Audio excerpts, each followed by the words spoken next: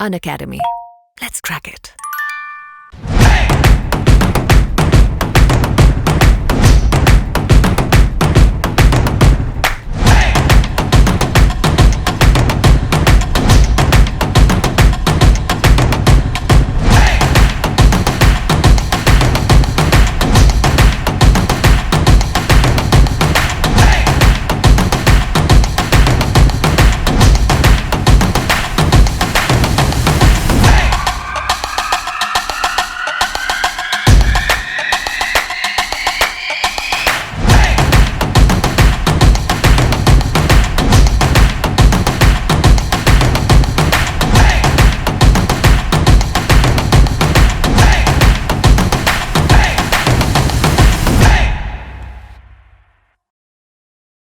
Hello everyone, I am CS Sachin Gupta. I welcome you all in Unacademy.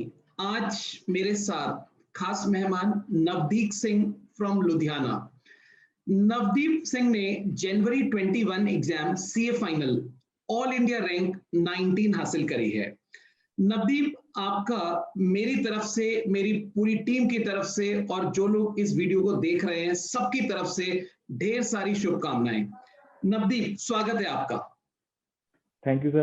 And hello, everyone. Myself, Navdeep Singh. I got All India rank 19 and scored 64 marks in SCP, strategic costing. And this is happened only because of Sajin sir. And Sajin sir के जो notes है ना बिल्कुल ही precise हैं और exam day पे जो काम आते हैं, मतलब नोट्स ही काफी रहते हैं, आपको सारा रिवाइज हो जाता है एंड एग्जाम में भी काफी हेल्प मिल जाती है उससे। अच्छा नवदीप, एक बात बताओ, मेरे से बच्चे पूछते हैं सर ये रैंकर्स ज्यादातर लुधियाना से क्यों आते हैं? क्योंकि कोइंसिडेंस इस बार हमारे पास नवंबर जनवरी इंटर फाइनल ज्यादातर रैंकर्स लुधियाना से हैं, तो ऐसा लुधियाना के लोग क्या खाते हैं? नहीं, ऐसा कुछ स्पेसिफिक तो नहीं है। रैंक तो ऐसे मैंने तो सोचा भी नहीं था रैंक आएगा, बट आप प्रिपेयर करते हो बेस्ट अपना, अगर आप बेस्ट प्रिपेयर करते हो तो रैंक आ जाता है। मैंने प्रिपेयर रैंक की उससे नहीं किया था, बस मुझे ये था कि मेरा बेस्ट होना चाहिए। एट द एंड मुझे ये ना लगे नहीं यार थोड़ा और कर सकता था मैं, तो मैं अपनी साइड से बेस्ट प्रिपेयर कर रहा था, तो एट द एंड रैंक आ गया वो एड ऑन में। अच्छा, तो इंटरमीडिएट में भी रैंक था तुम्हारा नवदीप? नहीं सर, एक्चुअली मेरा फर्स्ट टाइम रैंक आया, ना सीपीटी में था ना इंटरमीडिएट में। तो ग्रुप मैंने फर्स्ट ग्रुप अलग दिया था एंड सेकंड अलग दिया था। इंटरमीडिएट के बाद मैंने सोच लिया था मैं फाइनल एक बार ट्राई करूंगा, मैं बोथ ग्रुप से दूं, क्योंकि इंटरमीडिएट में मेरे मार्क्स फर्स्ट ग्रुप में काफी अच्छे थे, मेरे 289 मार्क्स थे फर्स्ट ग्रुप में और ग्रुप 1 में। तो वहां से मुझे लगा कि मुझे बोथ ग्रुप देने चाहिए फाइनल में, शायद रैंक आ जाए। तो ये था बैकग्राउंड। तो ये जर्नी एक आम स्टूडेंट से एक खास स्टूडेंट तक जो बनी, इसमें तुमको मोटिवेशन कहां से मिला? Motivation in the sense sir, up till 10th तक में जो बैकग्राउंड था स्टडी का वो एवरेज स्टूडेंट था। आई गुड 7.6 सीजीपीए एंड तब बच्चों के 10 सीजीपीए आते थे सबके। तो उसके बाद मैंने जब कॉमर्स ली, उसके बाद अकाउंटिंग में मेरा बहुत इंटरेस्ट था। अकाउंट सब्जेक्ट तो फेवरेट सब्जेक्ट था। वहां से फिर जर्नी स्टार्ट हुई। वहां से मुझे लगा अकाउंट्स के बाद मैंने सोचा कि मेरी कजन कर रही थी चार्टर्ड अकाउंटेंसी, कि मैं चार्टर्ड अकाउंटेंसी करता हूँ। तो वहां से शुरू हुआ, फिर सीपीटी आया। सीपीटी में अच्छे मार्क्स आ गया, 150 के अराउंड आ गए थे। तो उसके बाद इंटर किया। इंटर में कॉन्फिडेंस नहीं था कि बोथ ग्रुप के लिए जाऊं, तो मैंने सोचा चल पहले एक ग्रुप दे लेता हूं, तो उसमें अच्छे स्कोर आ गया। फिर सेकंड ग्रुप दिया, वो निकल गया। फिर ट्रेनिंग हुई और ड्यूरिंग जब मैंने फाइनल का फॉर्म तभी भरा था इंटर्नशिप से पहले, तो मैं सोच रहा था फाइनल में बोथ ग्रुप ही देंगे, शायद अच्छा रिजल्ट आ जाए। तो वो माइंडसेट रहा एंड ऐसे ही आगे चल के एग्जाम की प्रिपरेशन की, डिले हुआ, काफी कुछ हुआ इसमें तो। राइट। अच्छा, जैसे तुम्हारा जो ओरिजिनल अटेम्प्ट ड्यू था वो नवंबर में था, बट कोरोना के कारण या कोविड के चलते तुम जनवरी ऑप्ट आउट में आए, तो इसकी क्या वजह रही? तुम्हारी प्रिपरेशन नहीं थी उस टाइम, या तुमको ऐसा लगता था कि मेरे को 2 महीना और मिल जाए तो मैं रैंक ले आऊंगा? ओके सर, एक्चुअली मेरा अटेम्प्ट था मई 20 में ड्यू और मई 20 से नवंबर हुआ। ठीक है। तो नवंबर से पहले जो 13 अक्टूबर को डिले का मैसेज आया था, उसमें काफी कुछ टाइम वेस्ट हो गया। मुझे लगता था मेरे फ्रेंड्स के साथ भी बात होती थी कि जो एग्जाम पहले उसमें जो प्रिपरेशन होती है वो बहुत जरूरी होती है। और 40 डेज में 13 अक्टूबर से लेके 1 नवंबर तक मेरा कुछ ऐसे ही चला था। फ्रेंड से फोन आ रहा है, होगा नहीं होगा, होगा अब डिले फिर से होगा कि नहीं होगा। तो वो टाइम पीरियड जो वेस्ट हो रहा था थोड़ा सा, उसमें मैं 8 एंड 10 आवर्स इतना ही पढ़ पा रहा था। वैसे एफिशिएंसी मतलब उस टाइम तो एटलीस्ट 16 आवर्स तो होना ही चाहिए, क्योंकि 40 days before the full hand आपको होना चाहिए। तो वो जो टाइम वेस्ट हुआ उससे मेरा कॉन्फिडेंस बहुत चला गया था। मुझे लग रहा था कर तो लूंगा, बट कुछ चीजें थी जो बहुत पहले पड़ी हुई थी। लाइक आईडीटी था, उसमें मुझे लग रहा था आईडीटी के तो 6 दिसंबर को एग्जाम है, और मैंने वो पढ़ा हुआ अक्टूबर से पहले, तो मैं एक दिन पहले पता नहीं रिवाइज कर भी पाऊंगा। तो उस डाउट के फिर मैंने सोचा मैं ऑप्ट आउट ही कर लेता हूँ, गिव इट एक और रिवीजन हो जाएगा और काफी कुछ सेटल हो जाएगा उसके बाद। राइट। तो तो इसलिए नवदीप, मैंने फिर opt out किया। तुमने नवंबर के पेपर्स भी देखे होंगे जब तुम जनवरी में एग्जाम लिखने जा रहे थे। अब तुम्हारा Yes, sir. रिजल्ट आ गया है AIR 19। कहीं ना कहीं Yes, तुमको sir. ऐसा एहसास होता है अगर मैं नवंबर में देता तो मेरी रैंक और स्टार्टिंग के नंबर्स में आती? Hope so sir. मैंने जो रिजल्ट एग्जाम उनके एग्जाम देखे, तो फ्रेंड्स ने बीच में दिए थे, मेरे 2-3 फ्रेंड्स ने दिए एग्जाम, वो कह रहे थे पेपर इजी है। पर जब राइट। मैंने पेपर दिए तो हमारा पेपर तो कुछ भी इजी नहीं था, मुझे तो लग रहा तो पेपर हाँ, बहुत वही मैं बोल डिफिकल्ट रहा लग रहे हूँ। हैं। तो उसमें फिर अब कह नहीं सकते कि वो डिफिकल्ट थे, ऐसे मैंने सोचा भी नहीं कभी अगर मैं पहले देता तो। अभी जो रिजल्ट है मैं उससे काफी कुछ सेटिस्फाइड हूँ, क्योंकि अच्छा रिजल्ट लगा मुझे। और जो मेरा अटेम्प्ट था ना, पहले 2 एग्जाम थे, FR and SM। Right. FR मेरे best subject FR and SM थे, और ये ओके। दोनों सब्जेक्ट अच्छे भी नहीं हुए थे, तो वहां से भी कॉन्फिडेंस काफी जा रहा था। उसके बाद रिजल्ट अच्छा आ गया, दोनों में ठीक ठीक नंबर आ गया, पर मैं ज्यादा एक्सपेक्ट कर रहा था। एटलीस्ट 70-80 तो मुझे चाहिए था। उनमें तो बेस्ट सब्जेक्ट थे, उसमें मेरे 60-60 हैं दोनों में। And okay. फिर बाकी सब्जेक्ट अच्छे चले गए, तो मैंने उन नवंबर 20 के साथ कंपेयर इतना नहीं किया। फिर भी ठीक लग रहा है अब, जैसा भी रिजल्ट अच्छा, है। एक एक नवदीप, एक प्रॉब्लम मैं देखता हूँ कई बच्चों के साथ आती है, क्योंकि तुमने उसको यस सर। हैंडल किया है और एक अच्छी रैंक लिया है। उसका सोल्यूशन तुम मेरे को बताओ। जैसे बच्चा एग्जाम लिखने के लिए जाता है, उसका कई बार पहला या दूसरा पेपर खराब हो जाता है, मतलब वो जो एक्सपेक्टेशन के साथ लिखने जाता है वैसा पेपर नहीं होता, तो उसका यस कॉन्फिडेंस सर। लूज हो जाता है। और कई बार वो इस हद तक सोचता है कि मैं आगे के पेपर नहीं दूंगा। तो यस ऐसे सर। बच्चों को क्या तुम सजेशन देना चाहोगे? और शायद कहीं सर ना कहीं फर्स्ट तुम थिंग, FR SFM के बाद इस स्टेज से पास हुए हो। बिल्कुल सर। FR SM तो मुझे चाहिए था अच्छा स्कोर आए, क्योंकि एग्रीगेट में सोच रहा था ये दोनों से ही बनेगा। तो अच्छा राइट। नहीं हुआ, बट इतना भी राइट। खराब नहीं था कि मैं बिल्कुल ही डाउन फील करूं। अराउंड 50-60 तो मुझे लग ही रहा था, इतना तो मैंने कर ही लिया है। उसके बाद जब आप घर आते हो तो आपको पीछे का नहीं सोचना है। अगर आप ओके। पीछे का सोचने लग जाओगे फिर आगे का नहीं कर पाओगे। फिर उसके ओके। बाद ऑडिट का मैंने आगे घर में ऐसे मार्क्स नहीं लगाता था, मैं इतना कर आया हूँ, मुझे राइट। आइडिया तो हो ही जाता है कैसे किया है पेपर। तो अगर आप पीछे का छोड़ दो वहीं पे उसी दिन, आगे का देखो, बाद में कर लेंगे जो भी होगा, क्योंकि आप कुछ नहीं कर सकते। क्योंकि हमारे टाइम पे में तो ऑप्ट आउट भी था, जो ऑप्ट आउट नवंबर में था उन्होंने पता नहीं कैसे डील किया होगा, कि क्योंकि एसकॉम का पेपर नवंबर टाइम में बहुत ज्यादा डिफिकल्ट था हमारे अटेम्प्ट से भी। ओके। एंड तो मेरी स्ट्रेटेजी ये थी, जो हो गया ठीक है, आगे पे फोकस करते हैं। और वो एक्चुअली देखा जाए तो ग्रुप 2 में मैंने इतना एक्सपेक्ट नहीं किया था जितने मेरे ग्रुप 2 में नंबर आए हैं, एंड ग्रुप ओके। 1 से ज्यादा एक्सपेक्टेशन थी। तो ओके। वो हो जाता है सेट ऑफ, इसलिए कुछ तो मतलब। इसका मतलब ये है कि जब पेपर लिख के आओ उसको वही भूल जाओ और आके नेक्स्ट पेपर की तैयारी बिल्कुल करो। बिल्कुल सर, राइट। बिल्कुल, दिस इज द ट्रिक। अच्छा, मैंने तुम्हारे डीटी में मार्क्स देखे, बहुत अच्छे मार्क्स तुमने डायरेक्ट एक्सेस के अंदर लिए हैं, जबकि यस बच्चे सर। कहते हैं उसमें जो सिलेबस है वो एकदम समुद्र की तरह है, 1.5 दिन में बिल्कुल रिवाइज सर। नहीं हो सकता। तो उसके लिए क्या कोई टिप्स देना चाहोगे कि डीटी का सर सिलेबस कैसे तुमने 1.5 दिन में रिवाइज किया, और ये मार्क्स जो इतने बढ़िया तुमने डीटी में लिए वो किस प्रकार से? सर डीटी के लिए मेरे पास एक ही एडवाइस है, सिर्फ कॉन्सेप्ट क्लियरिटी। अगर आपको ओके। कॉन्सेप्ट आते हैं तभी आप कर पाओगे, क्योंकि 1.5 दिन में मैं भी नहीं करके जग गया था पूरे नहीं काइंड ऑफ। आप नहीं कर पाओगे पूरा सिलेबस। उसमें आप प्रायोरिटी कर सकते हो कि इसमें से पास अटेम्प्ट में अच्छे अच्छे मतलब काफी मार्क्स आते हैं, रिपीटेड क्वेश्चन आते हैं, लाइक डबल टैक्सेशन है, हमेशा क्वेश्चन आना है, इस बार भी आया था, तो वो राइट। कर सकते हो। और कॉन्सेप्ट क्लियरिटी जो आप ड्यूरिंग क्लास लेते हो, रिवीजन में करते हो, एंड सम्स आपको सॉल्व करने जरूरी है। मैं रफली सॉल्व करता था मोस्टली क्वेश्चन, अराउंड सारे क्वेश्चन मैंने लिखे हैं ओके। प्रॉपर्ली, बट रफली मैंने किए हैं लिख के, एंड दैट्स द ट्रिक आई अच्छा, थिंक जहां तक फॉर मी। डीटी में केस लॉस के नाम होते हैं, वो नाम वगैरह भी लर्न करने पड़ते हैं कि नहीं?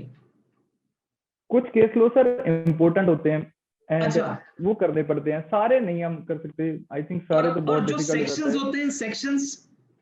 सेक्शन सर, एक्चुअली मेरा स्टाइल जो स्टडी का है, मुझे सेक्शन के बिना अच्छा ही नहीं लगता पढ़ना, तो सेक्शन ओके, मोस्टली अराउंड मुझे याद ही होते थे। इवन लॉ में भी मैं सेक्शन के बिना पढ़ ही नहीं पाता, एंड सेक्शन तो लर्न करने आई थिंक इम्पोर्टेंट ही होता है। सेक्शन के बिना ना राइट। मुझे याद भी नहीं रहता अंदर क्या लिखा, अगर सेक्शन नहीं याद तो अंदर लग नहीं है, मुझे ऐसा लगता है।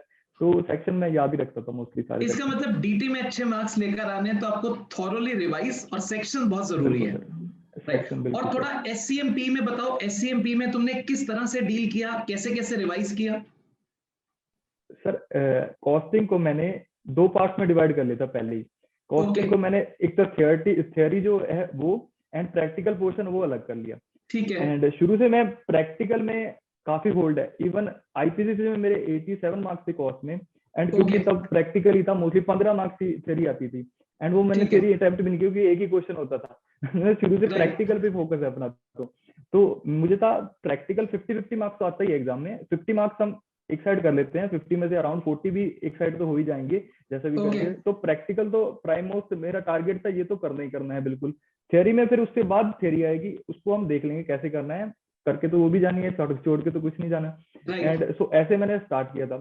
तो चैप्टर भी जो मैंने शुरू किए, प्राइसिंग से शुरू किया, डिसीजन ओके, मेकिंग हो गया, एंड ट्रांसफर प्राइसिंग, ये चैप्टर, एंड स्टैंडर्ड कॉस्टिंग, ये ओके, चैप्टर प्रैक्टिकल में आ गया। और बाकी जो second chapter, third chapter and fourth chapter है, थ्योरी हो गया, एंड परफॉर्मेंस इवैल्यूएशन, ये अलग ठीक चैप्टर है। है। ये इंपॉर्टेंट चैप्टर है क्योंकि ये न्यू एडिशन है, तो राइट, इनके लिए मेरी अलग प्रिपरेशन थी थोड़ी। एंड प्रैक्टिकल क्वेश्चन जो चैप्टर थे उनमें तो मैं सारे क्वेश्चन ही करता था, आपकी बुक के मैंने सारे क्वेश्चन किए होंगे, एंड एसएम में काफी कुछ तो कवर हो ही जाता है, एक दो क्वेश्चन जो नहीं भी कवर है वो एसएम से भी कर लिया कवर। तो ओके। ये आई थिंक इसका ये मतलब स्ट्रेटेजी थी स्टडी मेरी। मटेरियल का काफी इंपॉर्टेंट रोल है प्रिपरेशन में, स्टडी मटेरियल का ऑफ ऑल द बिल्कुल सब्जेक्ट्स। बिल्कुल सर, ऑल सब्जेक्ट में स्टडी मटेरियल तो आपको कवर करना ही है, क्योंकि क्वेश्चन भी स्टडी मैट के अलावा अगर आपके पास टाइम है तो वो कर लो, बट स्टडी मैट आपको बिल्कुल करके जाना है। एंड जो अपना सेकंड चैप्टर है कॉस्ट में, third fourth and performance evaluation, इनका ओके, स्टडी मटेरियल बिल्कुल थोरली पढ़ के जाना जरूरी है, क्योंकि इनमें ना काफी कॉन्सेप्ट्स हैं। ओके। क्वेश्चन तो ठीक है, डिफिकल्ट भी है, बट इसमें काफी कुछ है चैप्टर्स में, कुछ भी राइट। मतलब बहुत कुछ पढ़ सकते हो आप। अगर आपको बाहर का कुछ स्टडी मटेरियल कुछ भी मिलता है तो आप वो भी देख सकते हो, क्योंकि कॉन्सेप्ट वहां से क्लियर हो सकता है। अच्छा, ठीक। और ये जो तुमने अभी एग्जाम लिखा, इसमें कितनी बार तुमने रिवीजन करी होगी पूरे सिलेबस की? पूरे सिलेबस की अराउंड सर 4 to 5 टाइम्स होगी, कुछ सब्जेक्ट की 4 to 5 होगी, कुछ 3 तो है ही मिनिमम सबकी। तो मैं अच्छा, इसका रिवीजन ज्यादा, मैं फोकस, मतलब रैंक लाने के लिए हमें 3 बार रिवाइज करना ही पड़ेगा? बिल्कुल सर वो तो है ही, बट मेरा फोकस रिवीजन पे नहीं रहता शुरू से। ओके, मैं इतना ज्यादा रिवीजन नहीं, बच्चे कहते हैं ना 3 रिवीजन तो शुरू पहले मई के लिए ही करने पड़ेंगे आपको। मेरा ओके, तब भी यही था, मैं दो ही रिवीजन करूंगा, एक महीने के लिए, एक 3 महीने में करूंगा। अराउंड जैन में मैं ऑफ था, मतलब लीव पे था, जैन 20 से मैंने स्टार्ट की प्रिपरेशन। तो मेरा ओके, जो मेरा टारगेट था वो था by April, sorry March and मैं फर्स्ट रिवीजन कंप्लीट कर लूंगा, एंड ओके। लास्ट 1 मंथ में एक रिवीजन और हो जाएगी। तो वो तो नहीं इम्प्लीमेंट हो पाया क्योंकि सारा प्लान बार बार बन रहे थे। सो शुरू से मेरा हाँ, 2 रिवीजन के टारगेट है, उसके बाद मेरे कुछ सब्जेक्ट के 5 रिवीजन हो गए थे, कुछ के 3 या 4 हो गए थे। जैसे जैसे मेरे को लग रहा था कि मैं इसमें वीक हूँ, लाइक ऑडिटिंग में तो आपको करना ही पड़ेगा, उसमें सभी वीक होते हैं कि तो राइट। उसमें ज्यादा रिवीजन देने पड़ते हैं। मैं ये देख पा रहा हूँ जैसे तुमको रिवीजन के लिए एटलीस्ट ऑफिस से करीब करीब 1 साल का समय मिल गया होगा, बट बिल्कुल सर। ये 1 साल का समय मेरे हिसाब से बहुत कठिन समय है as compare to normal time of 4 months, क्योंकि इस बिल्कुल पूरे सर। 1 साल में कहीं ना कहीं मेंटल हरेसमेंट बहुत रही होगी, घर के अंदर यस बंद सर। रहना, और समय का कुछ पता नहीं, एग्जाम की डेट्स नहीं आ रही है। तो मेरे हिसाब से तो तुम बहुत ही ज्यादा इस रैंक के हकदार हो। इस सर्कमस्टांसिस यस में सर। जो बच्चा एग्जाम पास करके आ रहा है, मेरे हिसाब से उनको तो बहुत ज्यादा कुछ अच्छा प्राइज मिलना चाहिए।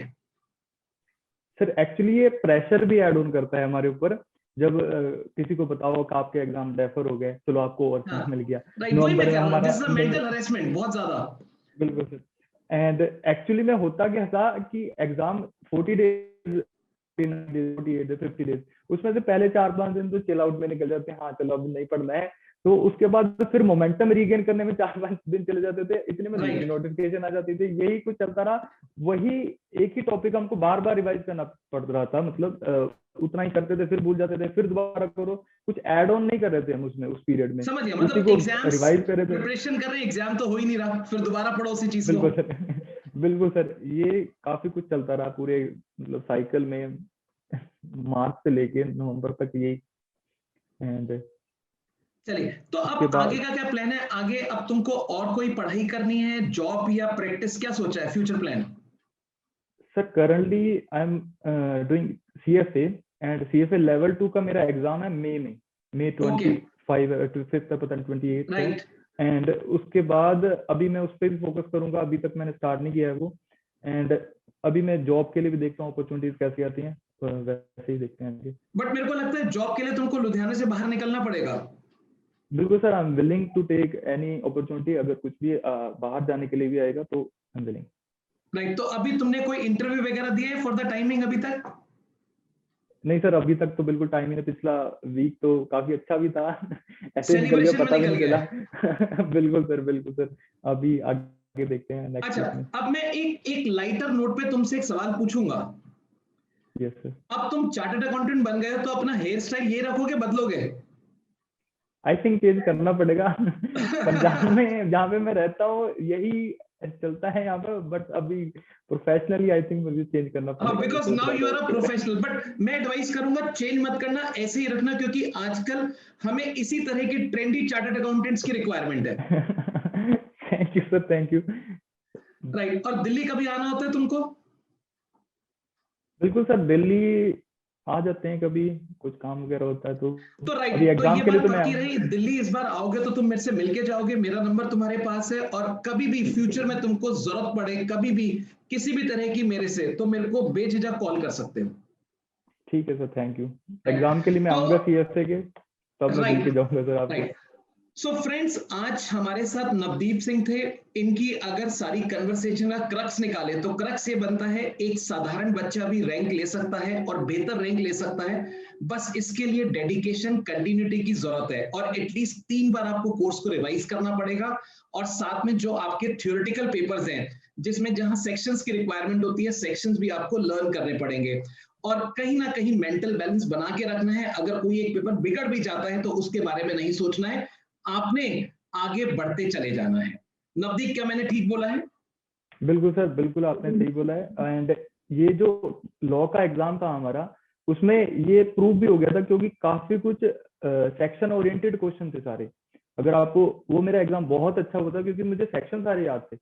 एंड बेस्ट पेपर मेरा लॉ का ही हुआ था, क्योंकि उसमें बिल्कुल सब कुछ मेरा आता, सब कुछ ब्रीफ में ही था, जो भी पूछ रहे क्वेश्चन बिल्कुल मुझे आता है, फॉर्म तक भी क्वेश्चन में था, फॉर्म नंबर भी पूछा था उन्होंने, तो वो जो लर्न करने वाला पार्ट था वो लॉ के पेपर में था। चलिए Navdeep, I congratulate you once again from whole of my team, and wish you a very good luck for your bright career and future. Thank you sir, thank you so much. Thank you Navdeep, thank you all, thank you very much.